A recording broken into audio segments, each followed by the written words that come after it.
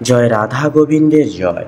নমস্কার প্রিয় দর্শক বন্ধুগণ, আমাদের এই চ্যানেলের পক্ষ থেকে আপনাদের সবাইকে জানাই আন্তরিক প্রণাম ও দুর্গাপুজোর শুভেচ্ছা এবং অভিনন্দন। আজ আমি এমন একটি পবিত্র দিনের কথা বলতে চলেছি যা বাঙালি হিন্দু ধর্ম অনুসারে তথা আমাদের সকলের হৃদয়ে অসীম ভক্তি ও আনন্দের আবহ নিয়ে আসে। সেটি হলো দুর্গা সপ্তমী। শারদীয় দুর্গোৎসবের অন্যতম প্রধান দিন হচ্ছে সপ্তমী, যেদিন শ্রী শ্রী দুর্গা দেবীর মহিমা পূজিত হয়। মহালয়ার পরে প্রথমবার দেবীর বিহিত পূজা অনুষ্ঠিত হয়। এই দিনটি ভক্তদের কাছে বিশেষ তাৎপর্যপূর্ণ। একটি বছর অতিবাহিত করার পরে 365 দিন অপেক্ষার পর অবশেষে সেই দিন আসে, যেই দিন দেবী দুর্গা আমাদের পৃথিবীতে আসেন এবং আমরা সকলে মেতে উঠি শ্রীদেবী দুর্গা পুজোর উপলক্ষে। সেক্ষেত্রে সপ্তমীর পুজো থেকেই শুরু হয় দেবীর আনুষ্ঠানিক আরাধনা। কিন্তু কি জানেন, শাস্ত্র ও লোকবিশ্বাসে রয়েছে একটি কথা, সপ্তমীর দিন সকালে একটি বিশেষ কাজ করলে সংসারের অশুভ শক্তি দূর হয়, জীবনে আসে প্রকৃত দেবীর কৃপা, আর পরিবারে নেমে আসে অটল শান্তি ও সমৃদ্ধি। তো আজকের এই পর্বে মূলত বন্ধুগণ আমরা বিস্তারিতভাবে আলোচনা করব যে দুর্গা সপ্তমীর দিন সকালে মূলত কোন কাজটি করা অত্যন্তই জরুরি, সপ্তমীর মাহাত্ম্য কী এবং এই দিনে কি খাওয়া উচিত আর বিশেষত কি কি খাওয়া উচিত নয়, শাস্ত্র বৈজ্ঞানিক দিক থেকে এর ব্যাখ্যা কি, জীবনে কি প্রভাব পড়ে, সমস্ত বিষয় সাজিয়ে গুছিয়ে গভীরভাবে আলোচনা করব। তো বন্ধুগণ, আজকের এই পর্বটি একটিও মুহূর্ত মিস করবেন না এবং অবশ্যই আমরা চেষ্টা করব লেটেস্ট আপডেট তুলে ধরার এবং শুরু থেকে শেষ পর্যন্ত অবশ্যই দেখবেন। তো আসুন সবার প্রথমে সপ্তমীর মাহাত্ম্য জানি, কারণ সপ্তমীর মাহাত্ম্য না জানলে পরে আর বাদবাকি বিষয় জেনে কিন্তু কোনো কিছু লাভ হবে না। তো সেক্ষেত্রে মহালয়ার পর ষষ্ঠীতে দেবীর বোধন হয় আর সপ্তমী থেকেই দেবীর বিহিত পুজো শুরু হয়। সপ্তমীর সকালে গঙ্গা বা যে কোনো নদী থেকে জল আনা এবং দেবীর কলস স্থাপন করা হয়। এই দিনে দেবী দুর্গা কৌশিকী রূপে পূজিত হন। এই রূপ মহাশক্তির প্রতীক, যিনি অশুভ শক্তিকে বিনাশ করেন। সপ্তমীর পুজোর মধ্য দিয়ে দেবী ভক্তের গৃহে প্রবেশ করে বলে বিশ্বাস। স্কন্দ পুরাণে উল্লেখ আছে, সপ্তমীর দিনে দেবী পূজিত হলে ভক্ত সংসার জীবনের দুঃখ, দারিদ্রতা ও রোগ থেকে মুক্তি পান। সপ্তমীর সকালে অবশ্যই যে কাজটি করবেন সেটি হচ্ছে সকালে স্নান সেরে এক মুঠো আখের গুড় এবং সঙ্গে লাল ফুল দেবীর সামনে নিবেদন করুন।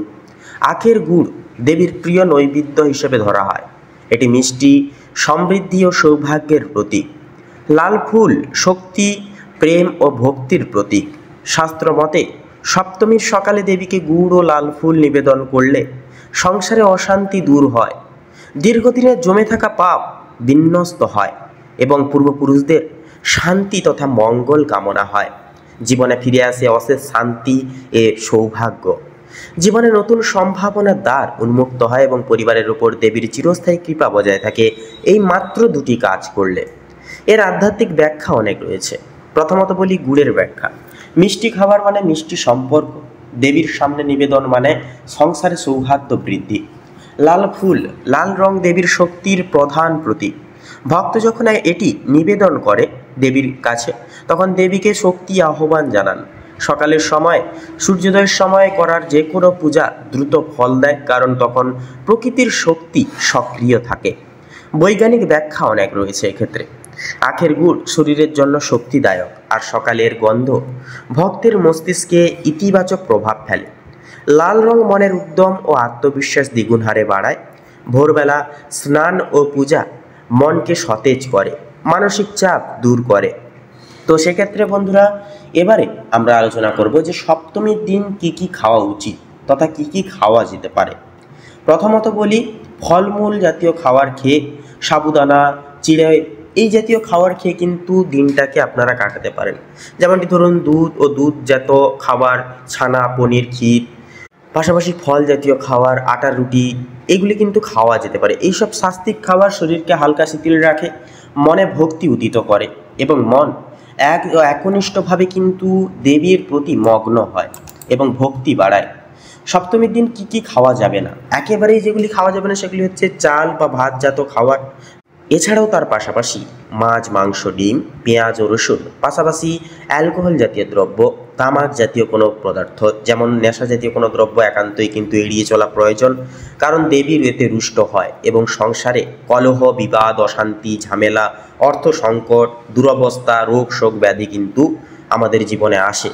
তো সেক্ষেত্রে দেবী এগুলি কিন্তু একান্তই পছন্দ করেন না। তাই মাছ, মাংস, ডিমের সাথে সাথে পেঁয়াজ, রসুন এবং অ্যালকোহল জাতীয় নেশা জাতীয় দ্রব্য একান্তই খাওয়া এই দিনে কিন্তু নিষিদ্ধ। অতিরিক্ত তেল, ঝাল, মশলাযুক্ত খাবার বা ভাজাভুজি জাতীয় খাবারও কিন্তু এড়িয়ে চলা প্রয়োজন। শাস্ত্রমতে এসব খাবার অশুদ্ধ ও তামসিক প্রকৃতির, যা পুজোর সময় ভক্তিকে ক্ষুণ্ণ করে এবং দেবীর কৃপা পাওয়ার পথে বাধা হয়ে দাঁড়ায় এবং আমাদের মনকে চঞ্চল্য করে তোলে। পুজোয় মন বসে না, ভক্তি জাগে না। তাই এই সকল খাওয়ার এড়িয়ে চলা একান্তই প্রয়োজন। লোকবিশ্বাস ও সামাজিক প্রভাব। গ্রামে আজও প্রচলিত আছে সপ্তমীর দিনে সকালে গুড় নিবেদন করলে দেবী পরিবারের রক্ষা করেন। অনেকে বিশ্বাস করেন এই দিনে ভুল করে চাল খেলে পুজোর ফল নষ্ট হয়। সপ্তমীর দিনে উপবাস করলে ফলমূল খেলে দেবী অত্যন্তই সন্তুষ্ট হন সেই ভক্তের ওপর এবং সংসারে সম্পদ এবং স্থায়িত্ব সুখ বৃদ্ধি পায়। জীবনের প্রভাব। যারা সপ্তমীর সকালে এই নিয়ম মেনে চলেন তাদের জীবনে কিছু বিশেষ পরিবর্তন দেখা যায়। পরিবারে অশান্তি কমে, স্বামী স্ত্রীর সম্পর্কে মধুরতা আসে, সন্তানরা পড়াশোনায় উন্নতি করে, আর্থিক অবস্থায় বিপুল উন্নতি হয়, জীবনে আত্মবিশ্বাস ও মানসিক শান্তি প্রকোষ্ঠ বাড়ে এবং নেমে আসে সুখ, শান্তি, সমৃদ্ধি এবং ঐশ্বর্য দেবী দুর্গার আশীর্বাদে। শেষ কথা হচ্ছে, দুর্গা সপ্তমী শুধুমাত্র একটি পুজো নয়, পুজো তিথি নয়, এটি ভক্তির গভীর প্রকাশের একটি অন্যতম দিন। তাই এই দিনে শুদ্ধ আহার, ভক্তিপূর্ণ পূজা এবং ছোট্ট কিছু টোটকা পালন করলে দেবী দুর্গার কৃপা অনায়াসেই লাভ করা যায়। মনে রাখবেন, সপ্তমীর সকালে স্নান সেরে দেবীর সামনে এক মুঠো গুড় ও লাল ফুল নিবেদন করতে ভুলবেন না। একই সঙ্গে শুদ্ধ স্বাস্তিক আহার করুন, নিষিদ্ধ খাওয়ার বর্জন করুন। দেখবেন সংসারে শান্তি, সমৃদ্ধি ও দেবীর চিরন্তন আশীর্বাদ বর্ষিত হচ্ছে। তো বন্ধুগণ, আজকের এই পর্বটি আশা করছি আপনারা জেনে, আপনারা এই টিপস পেয়ে অনেকটাই উপকৃত হতে পেরেছেন। ভিডিওটি ভালো লাগলে অবশ্যই একটি লাইক করবেন। অবশ্যই বন্ধুরা, আপনাদের উদ্দেশ্যে বলি, অবশ্যই আমাদের পাশে একটুকু থাকবেন। তাছাড়া অবশ্যই আমাদের এই চ্যানেলটিকে সাবস্ক্রাইব করে অল অপশানে সিলেক্ট করে আমাদের পাশে সব সময় থাকবেন। আপনাদের সাপোর্ট, আপনাদের ভালোবাসাই আমাদের ভবিষ্যতে জীবনের পথ চলার পথপ্রদর্শক হবে। তাই বন্ধুগণ, আপনাদের কাছে অনুরোধ, অবশ্যই একটি লাইক করে যাবেন। আপনারা ভালো থাকুন, সুস্থ থাকুন, সতর্ক থাকুন। দেবী মা দুর্গার কাছে এই প্রার্থনা করি, এই কামনা করি। নমস্কার।